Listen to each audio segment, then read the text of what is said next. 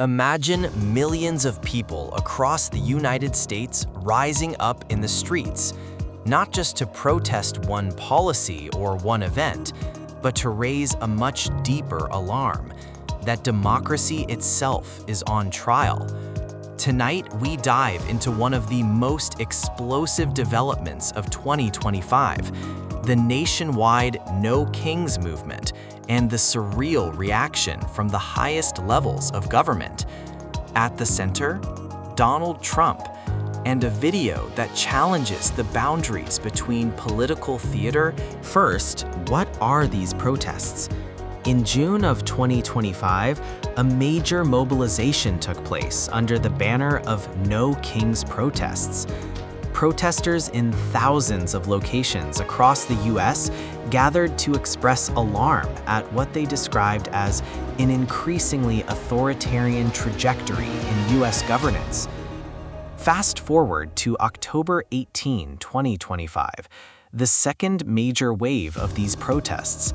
Organizers claim more than 2,700 events in all 50 states, with attendance figures in the millions. Some estimate nearly 7 million, making this potentially the largest single-day protest in U.S. history. Why the label No Kings? Because protesters say it's about rejecting a return to monarchical or unchecked executive power. "We have no kings in America," they chant. They are drawing a direct connection between executive behavior, militarized deployments, federal overreach, and what they see as erosion of democratic checks and balances. These demonstrations were largely peaceful, highly creative, with costumes, slogans, street theater, yet laden with serious intent, defending First Amendment rights, resisting perceived drift toward autocracy. To understand the buildup, we need to examine the broader context. The Trump administration, his second term, has been marked by heightened federal deployments of law enforcement and military resources to American cities, controversial immigration and domestic security operations, and rhetoric about loyalty, dissent, and protest. Organizers of No Kings point to these as evidence of executive overreach.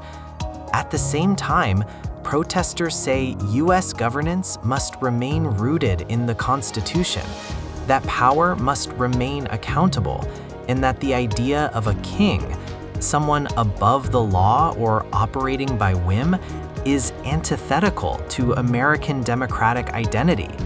And then there's the personal branding of Donald Trump himself, his rallies, his self-image, his use of media and symbols. All of this plays into the fears and also the spectacle. But the story doesn't end with the protests. Enter a particularly telling moment. On October 19, 2025, President Trump addressed reporters before boarding Air Force One, responding to the No Kings demonstrations. He said, and I quote, "They're referring to me as a king. I'm not a king. I work my ass off to make our country great. That's all it is."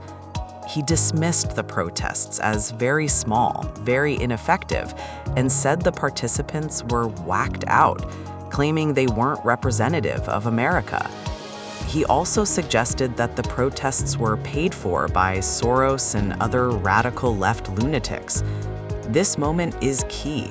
The leader under fire denies the premise of a monarchical mindset, but couples his denial with aggressive language and dismissal of dissent. But then the scenario takes a surreal turn. On the same weekend of the protests, Trump posted an AI-generated video to his social platform, Truth Social, in which he appears wearing a crown, piloting a jet labeled King Trump, and dumping brown sludge over crowds of protesters in a cityscape resembling Times Square. The clip is accompanied by Kenny Loggins' Danger Zone and is clearly a provocative satirical statement, but one that raises serious questions about symbolism, power, free speech and political theater. In the video, what is the message? Mockery, yes, but what does it signal to citizens and to world watchers? That the president is willing to depict dissent as debris, to elevate himself to the level of monarch, and to play with visual tropes of power and dominance. Critics say this kind of imagery matters because it blurs the line between political performance and authoritarian posturing. The video was posted in direct response to the No Kings protests, a kind of media counterattack. It also opens a broader discussion. When a leader uses AI media to mock citizen protest, when symbolism becomes weaponized, what does that tell us about the nature of democracy? This isn't just a domestic US story. This is a global story about democracy, power, optics, and resistance.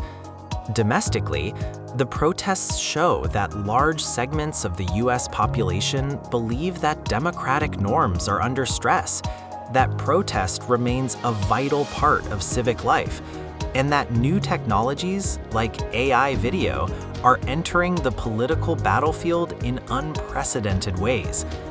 Globally, America's model as a democratic republic is on display, and when a major protest movement inside the US frames its message as "We have no kings," foreign audiences pay attention. Authoritarian regimes will note the symbolism. Democratic allies will watch the dynamics. If America starts looking more like a spectacle of power than a partnership of citizens and institutions, that has ripple effects abroad.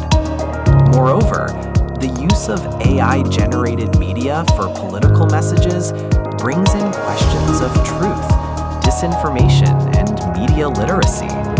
When the leader of a major power posts a dramatized, surreal video mocking protesters, are we entering a post-factual era of political imagery? What happens to trust, to dissent, to free press? The response from political leaders has been mixed. Some, like House Speaker Mike Johnson, RLA, called the protests Marxist, anti-American, and accused them of being political theater for the Democrats. He said they were part of a broader ideological assault rather than grassroots civic expression. On the flip side, protest organizers emphasize that this is about democracy versus dictatorship, about keeping power in check. The movement draws support from civil rights organizations, local activist groups, and thousands of local actions. Media analysts note that even though the protests were peaceful and creative, many participants expressed a sense of powerlessness. The numbers are huge, but the tipping point hasn't been reached, said one observer. And when the president himself says, "I'm not a king," while posting images of himself wearing a crown, that paradox becomes a subject of global scrutiny. These are some great questions. It seems like you're tracking the interplay between popular mobilization and its potential impact on political institutions, communication, and broader democratic norms, both within the country and internationally. You have highlighted several key areas: the effectiveness of mobilization, the influence of technology, the resilience of democratic institutions, the global implications, and the impact of symbolism. You're summarizing the significance of the No Kings movement, emphasizing that it's a moment of questioning power, amplified by President Trump's statements and AI imagery, creating an ambiguous message. You also highlighted the global implications of this convergence of theatrical power symbols, widespread protest, and technology in political expression. Finally, you are encouraging viewers to consider the potential impact